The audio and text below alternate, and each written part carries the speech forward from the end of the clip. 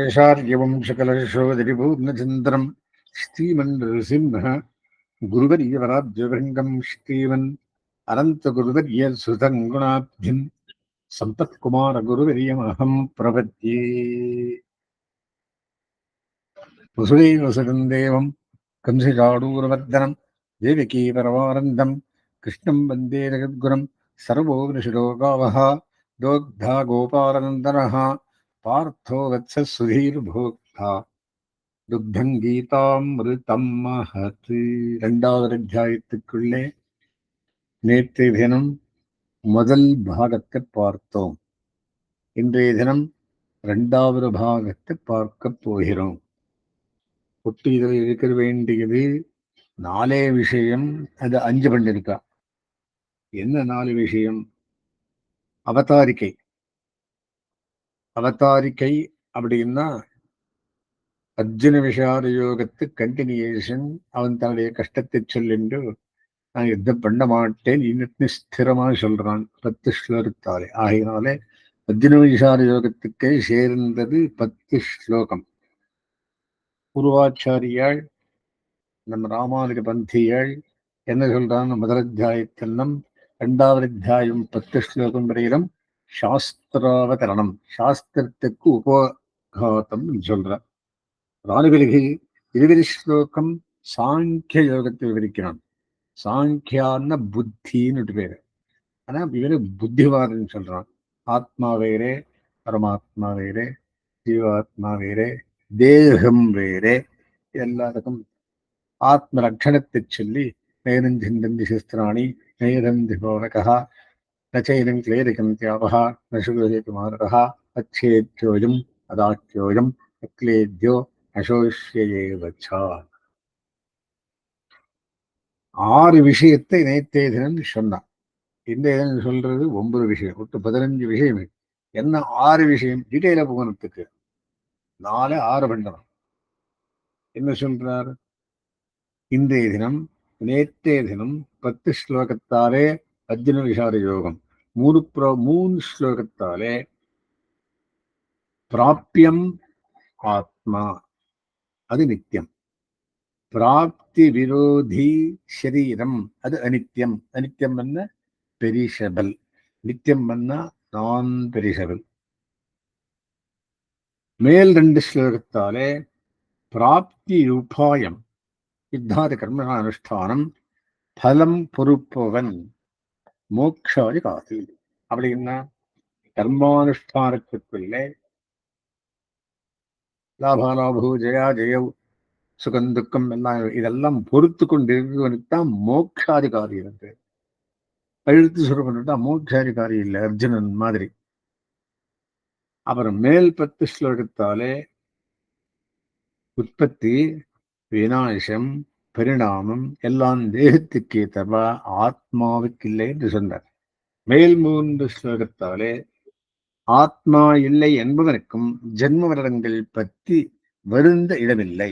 ஏன்னா ஜென்மம் எப்போ வருது தெரியாது, மரணம் எப்போ வருது தெரியாது, அதை பற்றி கவலைப்பட வேண்டாம், அவன் மீது பொறுப்பு. ஆத்மா இல்லை என்று சொன்னாலும் உனக்கு ஜென்ம மரணம் உண்டு, இருக்கிறது என்றாலும் ஜென்ம மரணம் உண்டு. ஆகிய ஜராமரண மோக்ஷாயா மாமாப்தி சித்தையேன். ஜரையும் முப்பும் மரணத்தையும் போக்கடிக்கிறதுக்காக எல்லாரும் என்ன கேட்கிறா. ஆனா அதை பத்தி கவலைப்பட வேண்டாம், எல்லாருக்கும் ஜென்மமும் உண்டு, மரணமும் உண்டு. அவர் மேல்வர ஸ்லோகத்தாலே ஆத்மாவுடைய யுத்தத்தை பிரசம்சை பண்ணுகிறார். அதாவது மேல்வர ஸ்லோகத்தாலே எல்லா ஆத்மாக்களும் பொதுவானவை. இதற்கு 30 ஸ்லோகத்தால் நேற்று இதனும் சொன்ன விஷயம். இப்ப இன்னைய தினத்துக்கு வரலாம். 6 விஷயம். இன்னைய தினம் 9 விஷயம் இருக்கு. அது எப்படி இருக்குது அப்படின்னா 30 இருந்து 72 வட்டம் ஃபர்ஸ்ட் 4 ஸ்லோகத்தாலே இக பரங்களிலும் யுத்தம் நன்மை தரும். இது என்ன சொல்றார்? 8 ஸ்லோகத்தாலே க்ஷத்ரிய தர்மம், மேல் 15 ஸ்லோகத்தாலே கர்மயோகம், மேல் 19 ஸ்லோகத்தாலே ஸ்தித பிரஜை என்கிறபடியான 4 ஸ்டேஜஸ் ஆஃப் ஞான யோகம். இங்கே ஞான யோகம்னு சொல்றோம். 4 ஸ்டேஜஸ் இருக்கு திருப்பதியினுடைய. அதை பற்றி சொல்றேன். இப்படி பிரிச்சுக்கணும். ஆகையினாலே கத்திரிய தர்மத்தை சென்று 4 ஸ்லோகத்தாலே உன்னுடைய தர்மமே, கத்திரிய தர்மமே யுத்தம் பண்றது. ஆகையினாலே இகத்திலையும் இந்த லோகத்திலையும் பரத்திலையும் நீ போன்றவை எங்க போறியோ அந்த லோகத்திலையும் யுத்தம் நன்மை தரும், அதர்மம் இல்லை, அப்படின்னு தர்மம் தான். மேல் 3 ஸ்லோகத்தாலே அஸ்தான ஸ்நேக காருண்யம் போக்கடித்து முன்னுக்கு தர்மோபதேசம் பண்ணுகிறார். 37 என்ன சொல்றது, இவன் காண்டியும் விட்டுடுறேன் தானே, அதுக்கு இத்தனை போரும் ஆன்சர் பண்ணியாச்சு. 38 ஸ்லோகத்தாலும் அத்தியாயத்துக்குள்ளே அஸ்தானத்தை ஸ்தானமல்லாத ஸ்தானத்திலே பந்து ஸ்நேகமும் காருண்யமும் அது போக்கடித்துக்கிறதுக்காக இத்தனை உபதேசம் ஆயிடுச்சு. 38 மட்டும் ஒரு சப்ஜெக்ட். இங்கே இருந்து வந்து 38ன்னு க்ஷத்திரியன் 38வது கடைசி ஸ்லோகம் என்ன சொல்றது, என்ன க்ஷத்திரியன் சுகிருத்திய சமயகிருத்வா என்றபடியே எல்லாத்தையும் சமமாக பார்த்து ஜெயம் அவஜயம் லாபம் அலாபம் யுத்தம் புரிய வேண்டும். அப்புறம் இது தெரியும் க்ஷத்திரிய தர்மம். 3 விஷயம் சொல்றாரு இதுல க்ஷத்திரிய தர்மத்துக்குள்ள. ஒன்னென்னா இகவரங்களிலும் யுத்தம் நன்மை தரும், அதர்மம் இல்லை, க்ஷத்திரிய தர்மத்தை உபதேசிக்கிறார். மேல் 3 ஸ்லோகத்தாலே அவருடைய இடமில்லா இடத்திலே ஸ்நேகங்காரை பந்தத்தை போக்கடித்து அடுத்து தர்மோபதேசம் பண்ணுகிறார். என்ன தர்மோபதேசம்? 38வது ஸ்லோகம் க்ஷத்திரியன் யுத்தம் புரிய வேண்டும். இத்தோட க்ஷத்திரிய தர்மம் அவனுக்கு தெரிப்படுத்தினான். அவனுக்கு தெரியும், ஆனா மறுபடியும் சொல்றார். அடுத்தது கர்மயோகம். அந்த கர்மயோகத்துக்குள்ள என்ன சொல்றார்? கர்மண்ய 14 ஸ்லோகம் இருக்கு. கர்மண்யேவாதிகாரஸ்தே மாஃபலேஷு கதாச்சனா மா கர்மபல ஹேதுர்பூஹு மாதே சங்கோஸ்த கர்மணி. இது 47வது ஸ்லோகம். இது பிரதானமான ஸ்லோகம். என்ன சொல்றது? பலாவிசந்தி ரஹிதமான காரியத்தை பண்ணித்துன்னா அதவே மோட்ச சாதனம். யாரும் அந்த மாதிரி பண்றாங்க, எனக்கு எல்லாம் பலம் போன சொன்னாங்க. சம்பளம் கொடுக்குறான், ஆபீஸுக்கு போறேன், நான் சம்பளம் கொடுக்காம தாலின் காரியம் என்று சொல்ல முடியுமா? அப்படின்னா அது செகண்ட் கிரேட் என்றார். காரியம் பலாபேட்சையோடு பண்றது செகண்ட் கிரேட் என்றார். ஃபர்ஸ்ட் கிரேட் அப்படின்னு அங்க போறது கஷ்டம். ஒரு காரியம் பண்ணுன்னு என்ன கொடுக்குறான்றான். ஒரு ஹோமம் பண்ணான்னா லிஸ்ட் போட்டு கொடுக்குறான் வாத்தியார். அதுல அவன் சொல் போடுறதே இல்லை. இது எத்தனாயிரம் ரூபா கொடுங்கோ, எத்தனாயிரம் ரூபா கொடுங்கோ அப்படிங்கிறான். அப்படி என்ன அர்த்தம்? பலாவிசந்தகரமான யாரும் காரியம் பண்றது இல்லை, ஆனா பலத்தை மாத்திரம் அபேட்சை பண்றான். ஆழ்வார பாசுரத்திலே 10 பாசுரத்திலே ஒன்னும் வேண்டாம், 16ஆம் பாசுரத்துக்குள்ளே வைகுந்தம் ஏறுவரே இதே பலம் சொல்றது. ஆனா பலாவிசந்தக பண்றது கஷ்டம். ஆகையால என்ன சொல்றாருன்னா பிரவೃತ್ತಿ மார்க்கமும் வேண்டும், நிவர்த்தி மார்க்கமும் வேண்டும். நிவர்த்தி மார்க்கம் பலாபிசந்தகரமான காரியம், பிரவೃತ್ತಿ மார்க்கம் பலாபேட்சோடு பண்றது. பலாபேட்சை என்கிறபடியானது செகண்ட் கிரேட் ஆஃப் ஒர்க்கிங். அப்படி இல்லை, ஏ கிரேட் ஆஃப் ஒர்க்கிங் மாபலேஷ கராச்சரான் இருக்க வேண்டியது. இது 14 ஸ்லோகத்தில் சொல்றார். முன்னுக்கு அதே வருது. மூலத்தின் கர்மத்தியாகம், பலத்தியாகம், கர்த்தத்துவ தியாகம் 3 விட்டு பண்ண வேண்டி அதே பெஸ்ட் கர்மயோகம் எல்லாருக்கும் சொல்லிட்டு வரான். அது 14 ஸ்லோகத்தில் வருது. அப்புறம் 53வது ஸ்லோகத்துக்குள்ளே கர்மயோகத்தின் பலமான ஞான யோகத்தின் பலம் ஆத்ம சாட்சா்காரம். கர்மயோகம் எப்படி வேணும்? பலாவிசந்த ரஹிதமான கர்மயோகம். கஷ்டம் பண்றது சோதரா. பலம் உபதேசித்து பண்ணிட்டுன்னா செகண்ட் கிரேடு கர்மம். அது எல்லாரும் அர்த்தம் பண்றது. ஆனா கர்மயோகத்தின் பலமான ஞான யோக, அதுக்கு பலம் ஞான யோகம், அதுக்கு பலம் ஆத்ம சாட்சா்காரம். சரி, அது ஒரு ஸ்லோகத்தில் சொல்ற. மேல் 5 ஸ்லோகத்தாலே ஞான யோகத்தின் நிலை 4 விவரணம். அத்தோடு கர்மயோகம் முடிந்தது. அப்புறம் ஞான யோகத்தின் நிலை 20 ஸ்லோகம் இது, 19 ஸ்லோகம். அதுல முதல் 5 ஸ்லோகத்தாலே சிதப்பிரஜையோட 4 நிலை இருக்குன்ற. கஸ்ய பிரஜா பிரதிஷ்டிதா, கஸ்ய பிரஜா பிரதி 4 இடத்துல வருது. நிக்கிறதுல ஒன்னு ஒரு ஸ்டேஜ் விவரணம். இரண்டாவது மேல் 10 ஸ்லோகத்தாலே அந்த ஞான யோகத்தை அடையா எம்பெருமானுடைய திவ்யமங்கள விக்கிரகத்தை நினைத்து பரமபுருஷனான எம்பெருமானை நெஞ்சிலே நினைத்து சேவித்து பண்றது அரி சுலபமானம். ஏனென்றால் ஞான யோகம் அடைய அரிது. ஆகையினாலே சுலபமானவாருக்கும் எம்பெருமானைய திவ்யமங்கள விக்கிரகத்தை நினைத்து அவருடைய கைங்கரியத்தில் ஈடுபட்டிருந்ததுன்னா ஞான யோகம் தன்னாகவே சித்திக்கும். இது சுலபம், அது கஷ்டம் அப்படின்ற 10 ஸ்லோகத்தாலே. மேல் 3 ஸ்லோகத்தாலே ஞான யோகத்தின் பலமான ஆத்ம தரிசனத்தின் பெருமை, அதனுடைய 3 அதிகாரங்கள் உண்டு. அவர் கடைசியில 72வது ஸ்லோகத்துக்குள்ளே இந்த அத்தியாயத்துல சாரார்த்தத்தை சொல்லி சிதப்பிரஜ நிலை, கர்மயோக பெருமை அது அடைய பெருவிக்கும். அப்படின்னா கர்மயோகமே ஸ்திதப்பிரஜத்தையும் அடைய வைக்கும் என்று சாரமான விஷயத்தை சொல்லி விடுகிறார். என்ன பெயர் இதுக்கு? சாராம்சம். உள்ள புகுந்து பார்க்கலாம். உள் புகுந்து பார்க்கிறது அப்படின்னா இவர் என்ன சொல்றார்? எம்பெருமானார் என்ன சொல்றார் அப்படின்னா, நமது அந்திவரிசையில் சிஷ்யர்களுக்கு பண்ணி உபதேசத்தில் இது முக்கியம். 6 வார்த்தை இருக்கு, நிறைய தடவை சொல்லியிருக்கேன், நினைச்சுக்கோங்க. சரீரத்தை பற்றியோ ஆத்மாவை பற்றியோ நாம் கவலைப்பட வேண்டாம். ஆத்ம யாத்திரை ஆச்சாரியாதீனம், தேக யாத்திரை கர்மாதீனம். நல்லது பண்ணா நல்லதானது, கெட்டது பண்ணா கெட்டதானது.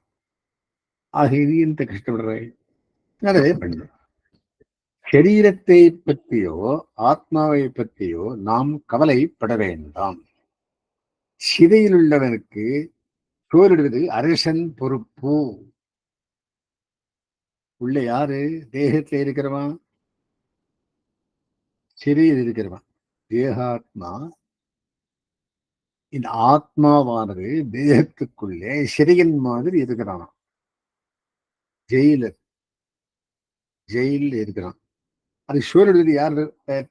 எம்பெருமானுடைய பொறுப்பு.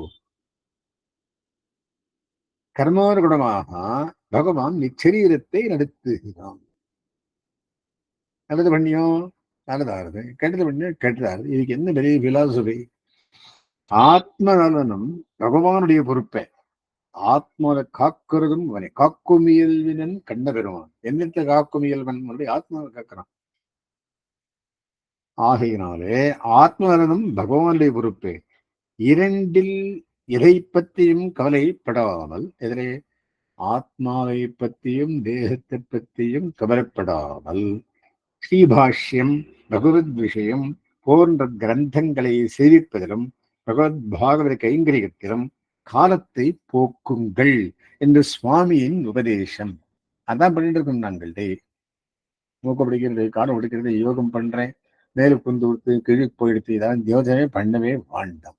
வெறும் பகவத் விஷயத்தை அனுசந்தானம் பண்ணிட்டு ஸ்ரீபாஷ்யம் படிச்சுண்டு பாகவத கைங்கரியத்தை ஈடுபட்டிருந்தால் அறவே போரும். இது சுவாமியின் உபதேசம். சுவாமி என்ன யாரு? எம்பெருமானார். முதலாவது நெடுகிய காலம் பகவத் ஆராதன ரூபமான கர்மானுஷ்டானத்தில் ஈடுபடுவதால் மனம் மாசத்து தூய்மை பெறுகிறது. தினம் திருவாராதனம் பண்ணிட்டு இருந்ததுன்னா மனசு தூய்மை கிடைக்கிறது. Step by step.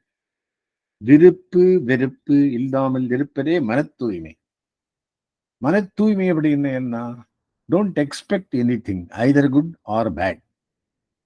இப்படி சுத்தமான மனத்துடன் ஜீவாத்மாவை பற்றி சிந்தனம் பண்ணுவது ஸ்திர பிரஜை எனப்படும் ஞான நிஷ்டை. அப்படி லாபாலாபோ ஜெயாஜெயோ சுகருக்கே சமயக்கிருத்துவா ஒரே மாதிரி இருந்தது அப்படின்னா அது ஃபர்ஸ்ட் ஸ்டெப். அவன் என்ன பண்ணும்? ஆத்ம சிந்தனம் பண்ணுவது ஸ்திர பிரஜை எனப்படும் ஞான நிஷ்டை. இதனால் ஏற்படுவது பரிசுத்த ஜீவ சாட்சா்காரம். ஆத்ம ஞானத்தால் என்ன வரும்? ஜீவ சாட்சா்காரம். அதாவது தேகமே ஆத்மா என்ற பிரமம் பூராவாக விலகுகை. தேகம் பேரு ஆத்மா பேரு எல்லாரும் சொல்றா. எத்தனை பேருக்கு அதுதான் வேணும்? வயது தெரிஞ்சிருந்தா பிலாசபி, இந்த பிலாசபியே வேண்டாம். நம்ம மாத்துல எனக்கு சின்ன வயசுல இருக்குச்சு. ஒரு சுவாமியை கொண்டு சான்ஸ்கிரிட் எம்ஏ சேர்த்தார். அவர் மகா பண்டிதர். அவர் பையன் மாத்திரை கொடுத்துட்டார். ஆயின் பண்ணா ஃபீஸ் காசு வாங்கிட்டு பம்பாய்க்கு பருத்துறான். சுத்துறது, பாம்பே சுத்துறது. அவரும் வந்தான். என்னையா பரீட்சை சான்ஸ்கிரிட் எம்ஏ செய்கிறேன்னு சொல்லியிருக்கா, நீ வந்துட்டியே அப்படின்னா, பா வயறு நினைஞ்சிருந்தா பிலாசபி, எனக்கு பிலாசபி வேண்டாம். I want to work, I want to earn. என் பிலாசபியில எனக்கு வேண்டாம் அப்படின்றான். அவன் சொல்லித்துல அர்த்தம் இருக்குன்னு நான் தெரிஞ்சிருந்தேன். காரியம் என்னன்னாக்கா, உனக்கு சோரிக்கே வழி இல்லாதப்போ நீ பிலாசபியை சொன்ன என்ன பண்றாய்? ஆகையினாலே பிரிவா என்ன சொல்றா? பிலாசபி வாச்சு வேலை கொஞ்சம் வரணும் அப்படின்றான். எனக்கு இப்போதைக்கு வைத்திக்கு இல்லையா, நான் என்ன பண்ணிட்டோம் அப்படின்றான். ஆகையினாலே தேகமே ஆத்மா என்ற பிரமம் பூராவாக விலகுகை. பத்தத்த கர்மானுஷ்டானம் ஸ்திததி லக்ஷா ஞான யோகத்தை பலனாக உடையது. ஞான நிஷ்டை மிகவும் அரிது. இதற்கு உதவும் விஷயங்களை பகவான் மேலே விவரிக்கிறான். மனதில் தோன்றும் ஆசைகள் யாவத்தையும் துறந்து சித்தத்தை ஆத்மாவில் லயிக்க பண்ணுமவன் ஸ்திரப்பிரஜன், ஞான நிஷ்டையில் ஆழ்ந்தவன். இந்திரியங்களை விஷயங்களினின்றும் கண் காது முதலியவைத்துக்கு இன்சுவை உள்ள விஷயங்கள் விலக்க வேண்டும். இதில் வெற்றி கண்டாலும் வாசனை மீண்டும் அதிலே தூண்டிவிடும். பரம் திருஷ்டுவா நிவர்த்ததே அப்படின்றான் 59வது ஸ்லோகத்துக்குள்ள. என்கிறபடியே ஆத்ம சாட்சா்காரம் ஏற்பட்டால்தான் இந்திரிய ஜெயம், ஆசைகள் வெல்வது ஏற்படும். ஆத்ம தரிசனத்தால் இந்திரிய ஜெயம், இந்திரிய ஜெயத்தால் ஆத்ம தரிசனம் என்றால் இது அந்யோன்யாஷ்டயம் விஷ சர்க்கல். இது வந்தா அது வந்த இது வித்து முதல் வந்ததா செடி முதல் வந்ததா அப்படின்னா வித்தா சரியான்னா அந்யோன்யாஷ்டயம் ஆகாதா என்று கேட்கலாம். இந்திரிய ஜெயம் பகவத் பிரசாரத்தால் தான் ஏற்பட வேண்டும். ஆகவே ஆத்மானுபவம் எம்பெருமான் அருளினால் தான் சித்திக்கும். அருள்கண்டீர் உலகில் மிக்கரே. கடைசி எங்க வந்த என்ன பண்ணார்? அருள் கொண்டாடும் உடையவர் என்பரா அருளினான் அம்மறை என்பவர்கள் அருள் கொண்டு 1000 தமிழ் பாடினான் அருள் கண்டீர் உலகில் மிக்கரே. ஆகா, சாமானிய அறிவும் இந்திரிய ஜெயமும் பெற்ற அர்ஜுனனுக்கு தேகாத்ம பிரமம், இந்த சரீரமே ஆத்மா என்ற எண்ணம் விலகுவதற்காக தன் மோக சாந்தையே இத்தனை உபதேசம். ஆத்மாவை பற்றிய அறிவையும் அதற்கு அனுகுணமான பலத்தில் ஆசையில்லாமல் அனுஷ்டிக்கப்படும் கர்மயோகத்தையும் கண்ணன் உபதேசித்தான் என்றதாயிற்று. கர்மானுஷ்டானத்தினால் மன தூய்மை பெற்றவனே ஞான நிஷ்டைக்கு அதிகாரியாவான். ரஜகாதி யதா காமான்னு என்று முதல் 4 ஸ்லோகங்களால் இந்த நிஷ்டை கண்ணனெம்பெருமானால் உபபாதிக்கப்படுகிறது. 55, 56, 57, 58 2ஆம் அத்தியாயத்தில். ஸ்திதப்பிரஜ லட்சணம் சொல்றார். கண், காது முதலான இந்திரியங்கள் செயல்படுகையில் ஜீவாத்ம சிந்தனமான ஞான நிஷ்டை தடைப்படும். வெளி இந்திரியங்கள் ஒரு பொருளை சுவைக்கும் பொழுது மனது அந்த இந்திரியங்களுடன் சேர்ந்து செயல்படும். கண் ரூபத்துடனும், காது சப்தத்துடனும், நாக்கு ரசத்துடனும் சேராமல் தடுத்து எல்லாம் ஞான நிஷ்டைக்கு அனுகுணமாக இருக்கும்படி பண்ண வேண்டும். ஆனை தன் கண் காது எல்லாவற்றையும் ஒட்டினுள் ஒடுக்கிக் கொள்வது போல கூர்மூங்கானி இவர் சர்வசா இந்திரியங்களையும் மனதையும் வெளி விஷயங்களில் சேரவிட்டாமல் தடுத்து ஜீவாத்மாவிடம் ஒருமைப்படுத்த வேண்டும். இந்த நிலை யதமான சம்ஞா எனப்படுகிறது. First stage. ஆத்மா பற்பல ஜென்மங்களில் பற்பல உடல்களுடன் சம்பந்தப்பட்டு அவ்விடல்களை கொண்டு விஷயங்களை அனுபவித்திருப்பதால் மனதில் உண்டாகும் விருப்பு வெறுப்புகள், அந்த ராகத்வேஷங்கள் மன தூய்மையை பாழ்படுத்தும். யார் the by product of so many births அப்படின்றார். அத்தனை பர்த்ஸ் எதை எடுத்துட்டு வந்திருக்கியோ அது எல்லாத்தையும் தூய்மைப்படுத்தணும் என்றார். இதனால் மனது ஆத்ம சிந்தனத்தில் ஊன்ற முடியாததால் பாங்கல்லானதாய் ஆகிவிடுகிறது. முதலில் விஷயங்களில் ஔதாசீன்யத்தை கவனம் கவன் கவனித்தலில்லாமை இன்டிஃபரன்ஸ் வளர்த்து கொள்ள வேண்டும். விஷயங்களிலே இன்டிஃபரன்ஸ் வளர்த்து கொள்ள வேண்டும். ஔதாசீன்யமும் அது உதாசீனத்தை என்றார். ஔதாசீன்யமும் அனபிமுகத்துவமும் மிகவும் அவசியம். பார்க்காதிருக்கிறது அனபிமுகத்துவம். அதாவது ஒரு விஷயத்தை இன்பம் துன்பம் இவற்றில் மூட்டும் பொருள் உயிருள்ளதோ அத்ததோ விஷயம் எனப்படுகிறது.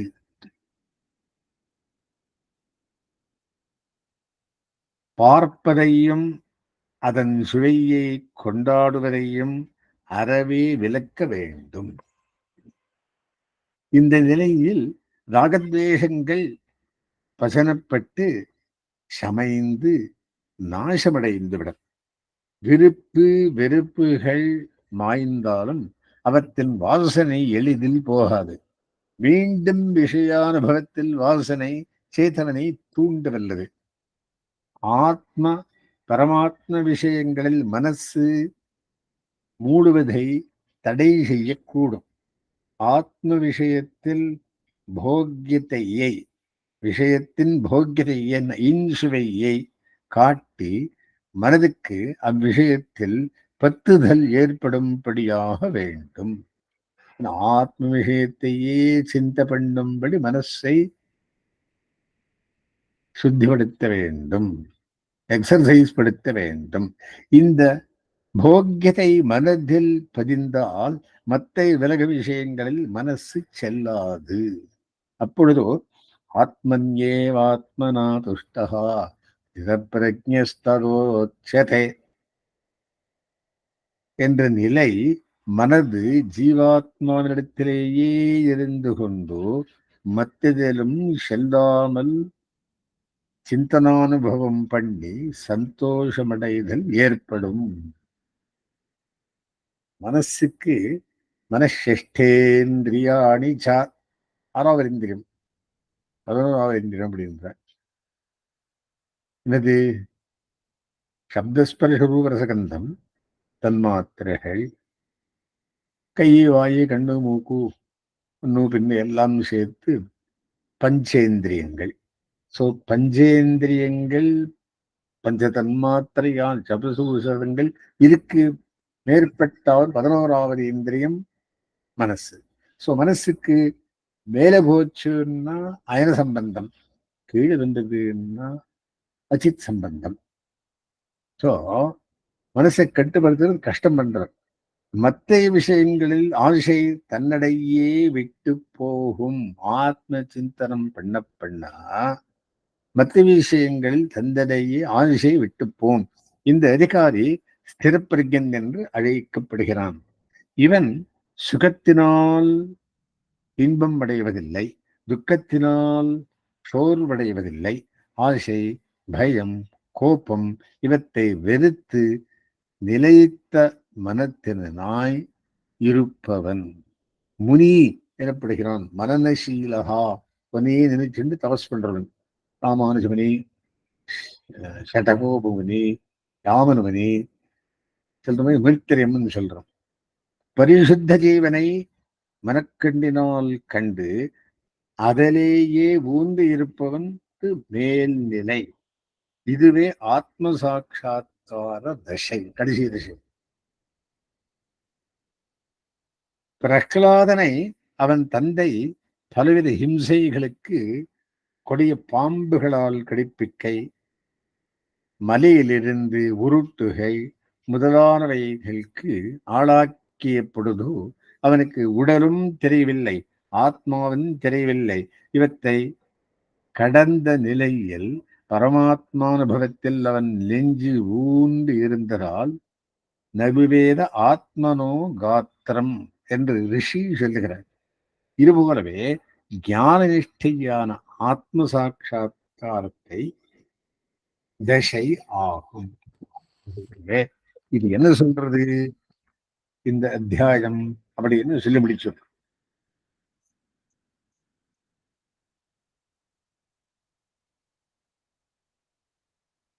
கடைசி ஸ்லோகம் இந்த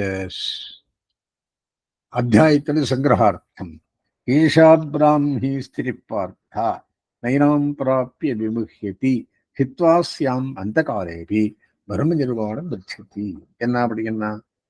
ஆத்மாவின் உண்மை நிலையையும் யுத்தமானது க்ஷத்திரியனுக்கு அவ்வாத்மாவை அடைய உபாயமாயிருக்கிறது என்பதையும் அறியாமல் சரீரமே ஆத்மா என்று மயங்கி அதனால் யுத்தத்தினின்றும் கைவாங்கி நிற்கும் அர்ஜுனனை தெரிவிப்பதற்காக இவ்வத்தியாயத்தில் முதலில் நித்தியமான ஆத்மாவை பற்றிய உண்மை அறிவு விளக்கப்பட்டது. அதற்கு பின் இவ்வாத்மா ஞானத்தை முன்னிட்டு கொண்டு யுத்தம் முதலான தன் வர்ணாஷ்டம தர்மங்களை பலனில் விருப்பமற்று அனுஷ்டிப்பதற்காகிய கர்மயோகம் ஸ்தித பிரஜத்தை எனப்படும் ஞான யோகத்தை விளைத்து அதன் மூலம் ஆத்ம சாட்சா்காரத்தை அடைவிக்கிறது என்று நிரூபிக்கப்பட்டது. இவ்விஷயத்தையே ஆளவந்தாரும் கீதார்த்த சங்கிரகத்தில் நித்யாத்ம சங்கிரகே